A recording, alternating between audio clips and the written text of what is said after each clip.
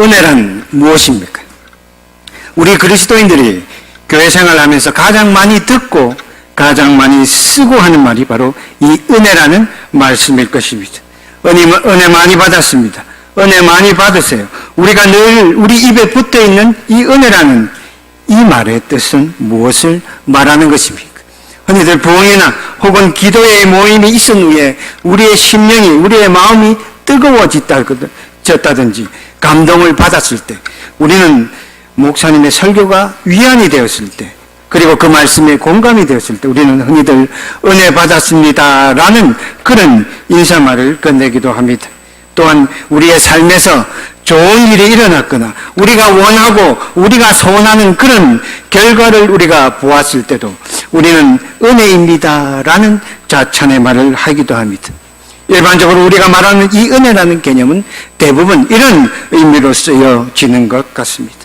하지만 가만히 우리가 성경의 말씀을 읽어가다 보면 성경의 말씀 속에서는 이 은혜라는 말을 단순한 인사말이나 우리의 감정의 상태를 가르치는 그런 말로는, 또 우리의 삶의 형편을 표현하는 그런 뜻으로는 사용하고 있지 않다는 것을 우리는 쉽게 발견할 수 있습니다.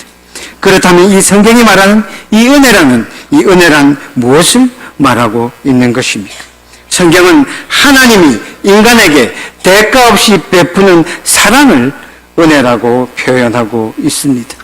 성경에서 은혜라고 사용된 이 헬라어 카리스라는 이 말은 하나님께서 자격 없는 사람에게 베푸시는 그런 호의와 자비와 긍휼을 나타내는 그런 뜻인 것입니다. 그래서 인간에게 은혜를 베푸시는 그런 기뻐하시는 하나님의 모습을 표현하고 있는 그런 말인 것입니다. 사도 바울은 항상 복음, 즉 하나님이 베풀어 주셨던 그 구원의 행위를 은혜로 표현하였습니다. 에베소서 1장 6절과 7절의 말씀을 보면, 이는 그가 사랑하는 자 안에서 우리에게 거저 주시는 바 그 은혜의 영광을 찬송하게 하려는 것이라. 우리는 그리스도 안에서 그 은혜의 풍성함에 따라 그의 피로 말미암아 속량 곧 죄사함을 받았느니라. 에베소서 2장 8절과 9절의 말씀에 보면, 너희는 그 은혜에 의하여 믿음으로 말미암아 구원을 받았으니 이것은 너희에게서 난 것이 아니라 하나님의 선물이라. 행위에서 난 것이 아니니 이는 누구든지 자랑하지 못하게 함이라. 사도행전 20장 24절의 말씀에 보면 사도 바울이 말하고 있는 이 은혜의 의미가 더욱 명확하고 구체적으로 표현되고 있습니다. 내가 달려갈 길과 주 예수께 받은 사명 곧 하나님의 은혜의 복음을 증언하는 일을 마치려 하면은 나의 생명조차 조금도 귀한 것으로 여기지 아니하노라. 바울은 복음, 구원이 곧 하나님이 베푸신 은혜라고 우리에게 말씀하고 있는 것입니다. 다시 말해서 은혜란 우리의 주관적인 경험이나 우리의 주관적인 체험을 말하는 것이 아니라는 것입니다. 우리의 개인적인 감정에 따라 우리의 마음이 뜨거워졌다든지 우리가 위로를 받았다든지 또는 세상에서 우리가 축복을 받았거나 혹은 우리가 소원하고 우리가 바라던 그런 결과를 얻은 것을 은혜라고 말하지 않는다는 것입니다. 물론 이런 것도 하나님께서 우리 연약한 인생들에게 베풀어 주신 그런 은혜의 선물이면 틀림이 없을 것입니다. 그러나 그렇게 이런 것들을 은혜가 아니라고 부정하는 것이 아니라 최소한 성경에서 말하는 이 은혜라는 말은 우리가 받고 우리가 누리는 것을 표현하고 있는 그런 말이 아니라 하나님께서 우리에게 베풀어 주신 그 하나님의 행하심을 은혜라고 표현하고 있다는 것입니다. 은혜란 하나님의 행하심을 표현하는 말씀입니다. 성경이 말하는 은혜의 궁극적인 의미는 우리의 죄에 대한 하나님의 용서함과 구원하심을 가르치고 있는 말이기 때문입니다. 그렇습니다. 은혜란 하나님의 구원의 능력을 말하는 것입니다. 은혜란 자격 없는 우리에게 거저 주시는 하나님의 선물을 말하고 있는 것입니다. 그러기에 우리가 은혜를 받았다고 하는 이 말은 아무런 자격이 없는 내가 하나님의 사랑 때문에 구원받은 자가 되었다라는 뜻인 것입니다. 그래서 은혜는 복음이요. 그래서 은혜는 곧 기쁜 소식이요. 그래서 은혜는 곧 구원인 것입니다. 사도 바울은 오늘 본문 6장 1절의 말씀에서 하나님의 은혜를 헛된 것으로 받지 말라 우리에게 권면하고 있습니다. 하나님이 베풀어 주신 구원의 은혜를, 구원의 은혜인 이 복음을 헛된 것으로 만들지 말라는 것입니다. 오늘 우리는 이 말씀 앞에서 하나님의 은혜를 헛되이 받는다고 말하는 이것이 무엇을 말하고 있는 것인지 생각해 보아야 할 것입니다. 사도 바울이 지적하고 있는 이 하나님의 은혜를 헛되게 한다는 것이 어떤 의미인지, 우리 그리스도인들의 삶 속에서, 우리의 모습 속에서 어떤 모습을 말하고 있는 것인지 생각해 보아야 한다는 것입니다. 우리가 오늘 읽고 있는 이 고린도 후서의 말씀은 사도 바울이 저 고린도 교인들에게, 저 고린도 교회에게 쓴 서신 편지입니다.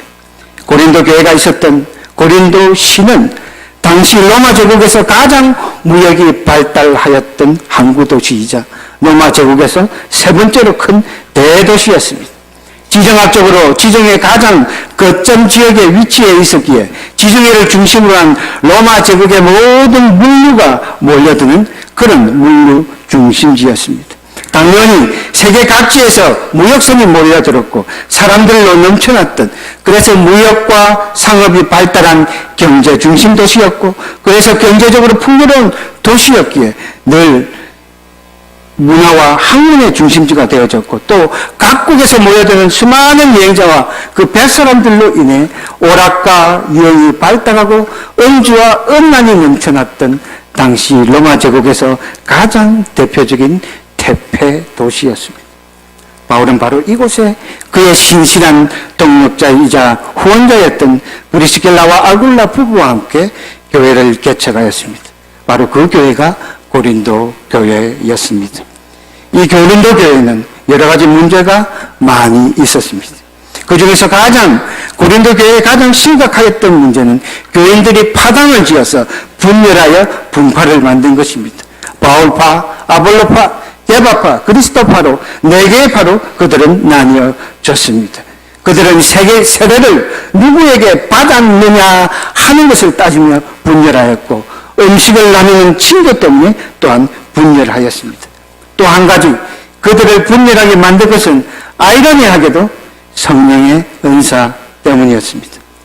세례를 누구에게 받았느냐에 따라서 그들이 분열한 이유는 자신들의 생각과 자신들이 같은 신앙, 같은 사람들끼리만 모여 있겠다는 그런 이기적이고 삐뚤어진 그들의 신앙 때문이었고, 음식을 나누는 친교 때문에 그들이 분열하는 것은 그들의 경제력과 연관된, 그러니까 경제적으로 사는 수준이 비슷비슷한 사람끼리만 함께 하겠다, 함께 모이겠다 생각했던 그들의 이기심 때문이었습니다. 또한 성령의 은사 때문에 그들이 분열하였던 것은 성령의 은사를 그들에게 주신 능력으로 오해하여 그것으로 자신을 증명하고 자신을 자랑하는 그런 수단으로 삼았기 때문입니다. 이것 외에도 여러 가지 세상의 문화를 교회의 문화와 섞어버린 그런 혼합주의나 성적으로 문란해야 했던 그런 강통의 문제도 있었고, 세상 법정에서 소송하고 경제력의 차이와 학력의 차이와 인종 간의 차별로 빚어진 그런 계층 간의 갈등이 심하고 심각하였던 바로 그런 곳이 고린도 교회였습니다. 바로 이런 다양하고 복잡한 문제들이 고린도 교회를 사분오열로 갈라서게 하고 분열하게 만들었지만, 무엇보다도 교회를 분열하게 만들었던 가장 근본적인 문제는, 근본적인 이유는 내가 남보다 우월하다, 남보다 잘났다는 그들의 교만, 바로 그들의 교만한 마음 때문이었습니다. 나름대로 경제력이 있는 자, 학식과 학력의 수준이 있다 여겼던, 스스로 여겼던 그런 자들이 많았었기에 스스로 지혜 있다, 스스로 능력 있다 생각했던, 속된 말로 잘났던 사람들이 많이 있었기 때문입니다. 바울이 그런 고린도 교회를 향하여 이 편지를 쓴 까닭은 바로 그런 그들의 이기적이고 그들의 교만하고 자기 중심적으로 빠져있고 삐뚤어져 있었던 그들의 신앙감을 바로 세워서 그리스도의 몸된 교회를 온전히 세우고자 했기 때문입니다. 그런 고린도 교회를 향하여 사도 바울은 바로 십자가의 복음을 가르치고자 하였던 것입니다. 십자가의 복음이란 무엇입니까? 십자가는 구원입니다. 십자가가 구원을 이루어낸 것이 아니라 하나님께서 죄로 인해 죽을 수밖에 없는 우리를 건져내시기 위하여 선택하신 그 구원의 방법, 그 구원의 도구가 바로 십자가라 하는 것입니다. 주님은 바로 그 십자가 위에서 죽으심으로 우리를 죄에서, 우리를 사망에서 건지시고자 원하셨던 그 아버지의 뜻을, 그 하나님의 뜻을 온전히 이루어내셨던 것입니다. 주님이 베풀어 주신 구원은 저 고린도 교인들이 생각하였듯 그들의 자랑도 능력도 축복도 아닌 오히려 모든 것을 내려놓고 모든 것을 버리고 모든 것을 비워서 자신의 생명까지도 내어주어야만 하였던 그 고통의 자리에, 그 십자가 위에서, 그 죽음의 자리에서 주님께서 이루어내신 그 은혜임을, 그런 희생임을 고린도 교회와 고린도 교인들은 깨닫지 못했기 때문입니다. 그들이 생각하였듯 그리스도의 능력은, 그리스도인의 능력은 세상의 지혜와 그들이 가졌던 지식에도, 그들이 가졌던 경제력에도, 그들이 이루어냈던 그 어떠한 능력에도 있지 않고 오직 예수께서 지신 그 죽음의 십자가 위에 있다는 것을 그들은 온전히 이해하지 못했기 때문이었습니다. 혹 레이 스테이터먼 목사님을 들어보셨습니까? 이 목사님은 샌프란시스코 피난슐라 바이블 처치의 담임 목사님입니다. 그리고 20세기에 미국의 가장 대표적인 강의 설교자로 불리는 분입니다. 이 레이 스테이터 목사님이 이 고린도 서신을 보고 뭐라고 말했는지 혹 들어보셨습니까? 레이 스테이터 목사님이 말합니다. 내가 이 고린도 전후서를 읽고 또 읽다가 보면 고린도 교회가 있었던 저 고린도시의 모습이 오늘날 내가 살고 있는 캘리포니아 도시들의 모습과 소름이 끼칠 정도로 똑같다 그는 말했습니다.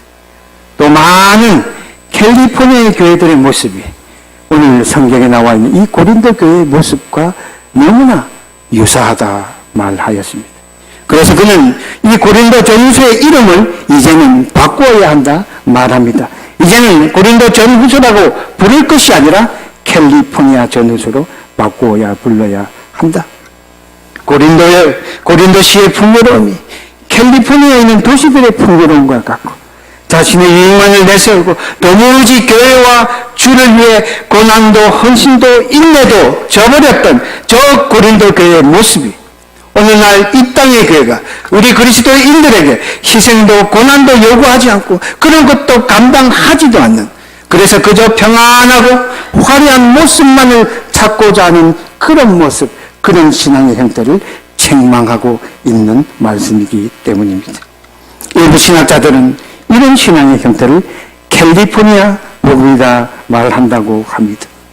캘리포니아 복음이란 그저 힘들어도, 사는 것이 힘들어도 교회만 열심히 나가고 열심히 봉사하고 열심히 헌금만 한다고 한다면 그에 대한 하나님의 보상이 있어서 사업도 잘 되고 자녀도 잘 되고 돈도 출세도 건강도 심지어는 천국에 가서도 상급이 크다고 하는 그런 건강과 부와 형통만을 강조하는 그런 본능의 신앙을 말하는 것입니다.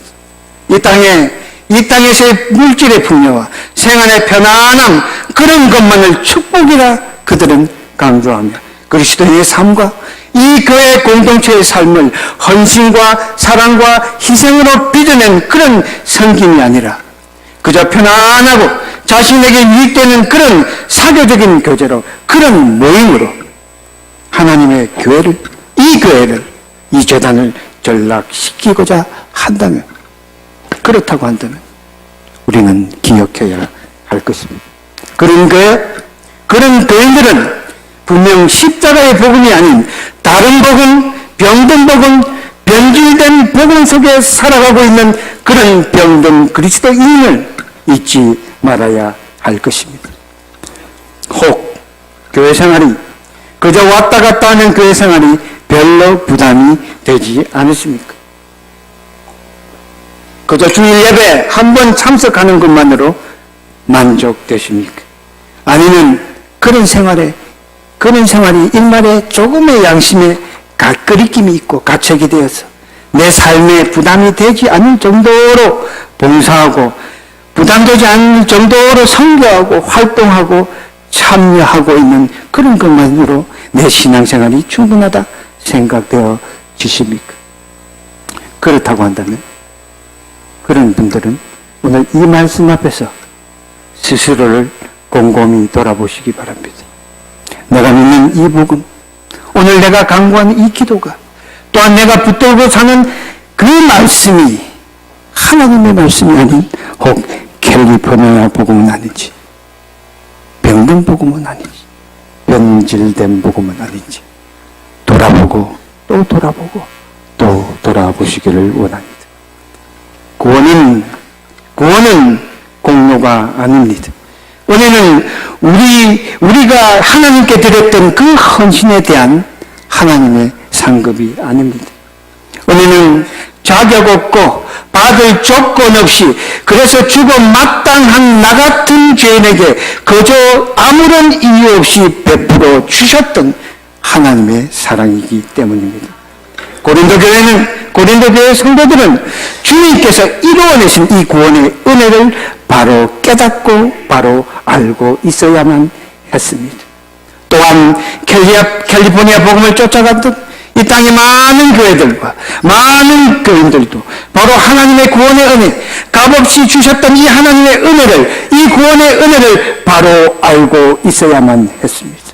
그래서 우리가 결단코 잊지 말아야 할 것이 있다고 한다면 이 구원의 은혜에 대한 오해가 저 고린도 교회뿐 아니라 얼마나 많은 이 땅의 교회들을 병들게 했었는지, 또한 구원에 대한 우리의 작은 오해와 잘못 알고 있음이 이 땅에 얼마나 많은 이단들을 만들어내었는지 우리는 결코 잊어서는 안 되는 것입니다.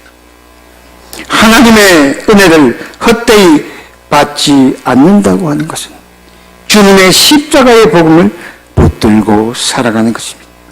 바울은 바로 이 십자가의 복음을 그들에게 가르치고자 했던 것입니다. 그런 사도 바울의 눈물의 어린 기도와 그런 가르침과 그런 헌신으로 고린도 교회는 십자가의 복음으로 돌아오는 듯 하였습니다. 그러나 그런 바울의 발언과 그런 바울의 소망과는 달리 그들은 온전한 신앙으로 서가지 못했습니다. 왜냐하면 아직도 그들의 연약한 믿음의 눈에는 여전히 이해할 수 없고 여전히 납득할 수 없었던 한 가지 사실이 있었기 때문입니다. 그들이 납득할 수 없었던 그 한 가지 사실은 바로 사도 바울이었습니다. 사도 바울의 삶의 모습 때문이었습니다. 그의 말대로, 사도 바울의 말대로 그리스도의 삶이 세상에서 누리는 풍요와 형통함과 편안함과 부귀와 영화를 추구하는 그런 삶은 아니라 할지라도 왜 사도의 삶이, 그리스도인의 삶이 고난이며 고통뿐인 그런 삶을 살아가야만 하는가? 오늘 본문 4절과 5절의 말씀과 같이 하나님의 사도로 하나님의 일꾼으로 살아가는 그의 삶이 왜 많이 견뎌야 하고 환난과 궁핍과 고난과 매맞음과 갇힘과 난동과 수고로움과 자지 못함과 먹지도 못하는 그런 삶을 그는 살아가야만 하는가? 고린도후서 11장 24절과 27절의 말씀에 나오는 그의 고백처럼 내가 수고를 넘치도록 하고 옥에 갇히기도 더 많이 하고 매도 수없이 맞고 여러 번 죽을 뻔하였으니 곧 유대인들에게 40의 가만 하나 가만내를 5번 맞았으며 3번 태장으로 맞고 1번 돌로 맞고 3번 파산하고 일주일을 깊은 바다에서 지냈으며 여러 번 여행하면서 강의 위험과 강도의 위험과 동족의 위험과 이방인의 위험과 시내의 위험과 광야의 위험과 바다의 위험과 거짓 형제 중에 위험을 당하고 또 수고하고 애쓰고 여러 번 자지 못하고 줄이며 목마르고 여러 번 굶고 춥고 헐벗었노라. 바로 이런 사도의 삶이, 바로 이런 사도의 삶의 모습이 그들은 도무지 이해도 납득도 설득도 되지 않았기 때문입니다. 무언가 잘못되어 있는 것은 아닌가?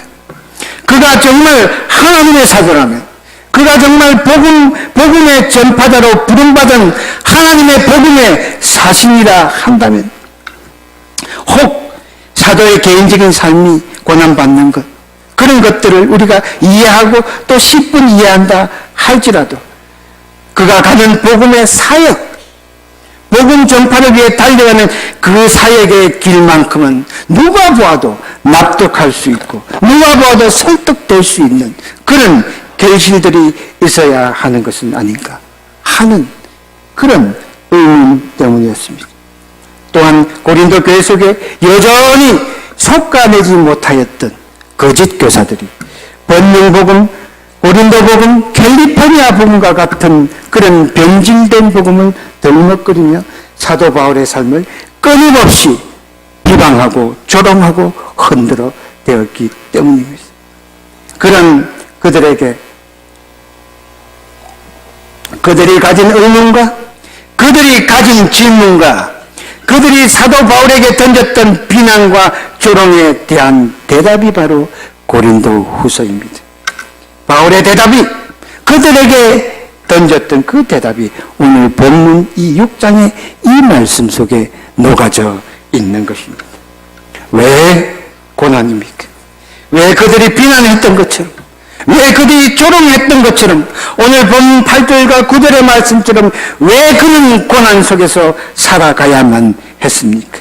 그래서 때로는 속이는 자로 그는 오해받아야 했고 자격 없다, 조건 없는 그런 무명인 자로 조롱받아야 했으며 죽은 자 같이 무시당하며 징계를 받은 자 같이 멸시당하고 끊임없는 환난과 핍박 속에서 근심하며 모든 것을 잃어버린, 그래서 아무것도 없는 그런 궁핍하고 가난한 자로 그가 살아가야 했었는지. 우리의 이 질문에 사도 바울은 고린도 후서 6장 3절과 6절의 말씀을 통하여 고백하고 있습니다. 우리가 이 직분이 비방을 받지 않게 하려고 무엇이든지 아무에게도 끄리끼지 않게 하고 오직 모든 일에 하나님의 일꾼으로 자천하여 많이 견디는 것과 환난과 궁핍과 고난과 매맞음과 갇힘과 난동과 수고로움과 자지 못함과 먹지 못함 가운데서도 깨끗함과 지식과 오래 참음과 자비함과 성령의 감화와 거짓없는 사랑과 사도 바울은 말씀하고 있습니다. 그가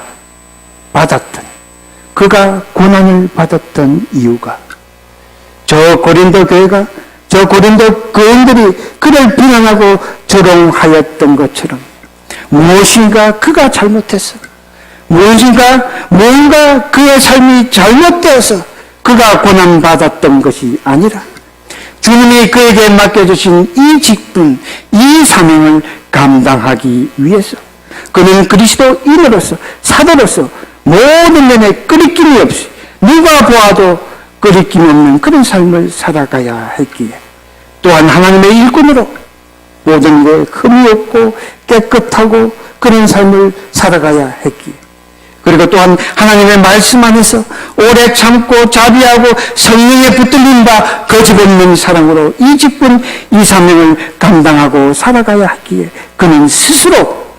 그가 스스로 자천하여 고난의 삶을 선택하였다 고백하고 있는 것입니다.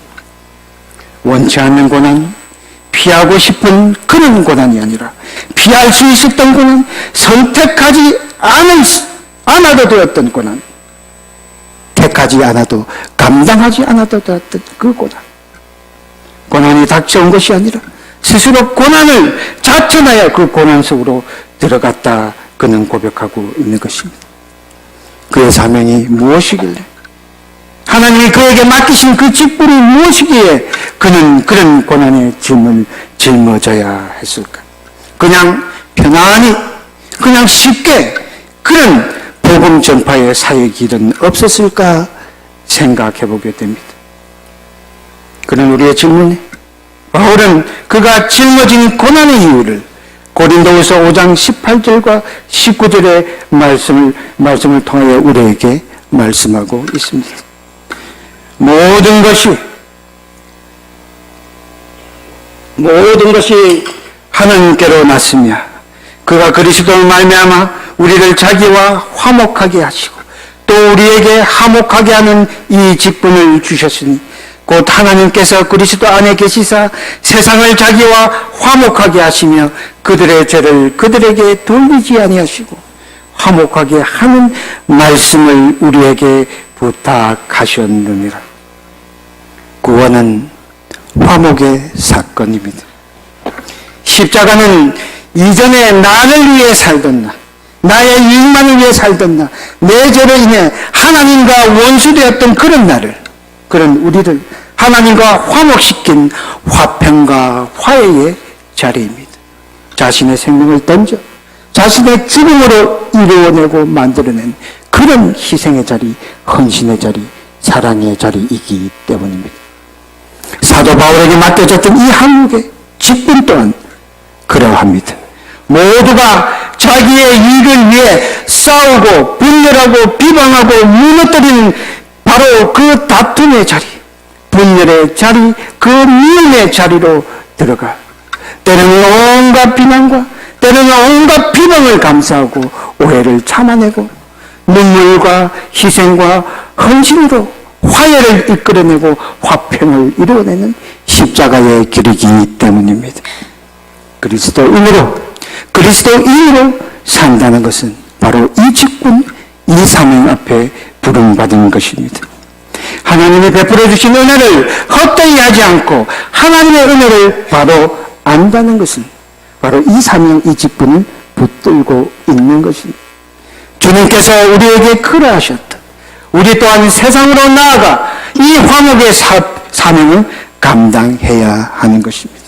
우리의 삶의 자리에서, 우리의 가정에서, 우리의 직장에서, 우리의 만남과 관계 속에서 이 복음을 위하여, 이 화목의 사명을 위하여 때로는 손해도, 때로는 비방도, 오해도 감내해내며 그 비방과 그 오해와 그 손해의 자리에서 오늘 내가 죽고 또 죽어서 화평을 이루어내는 희생의 자리, 헌신의 자리, 십자가의 자리이기 때문입니다.